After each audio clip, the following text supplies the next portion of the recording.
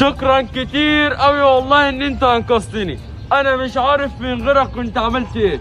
يلا اتمنى اي هدية، واي هدية هتتمناها هجيبها لك حتى لو كانت هي ايه. بجد يا بابا نويل؟ طب خلاص ماشي، انا عايزك بقى تجهز وتستعد عشان الهديه بتاعتي هتكون مختلفه تماما عن كل اللي انت جبت لهم هدايا. يلا بسم الله الرحمن الرحيم. وانا جاهز، يلا. ماشي، انا عايز بقى يا بابا انا عايز اخش الحمام. ايه ده؟ ايه الهدية الغريبة دي؟ بس يلا، انا قلت لك هعمل لك كل حاجة.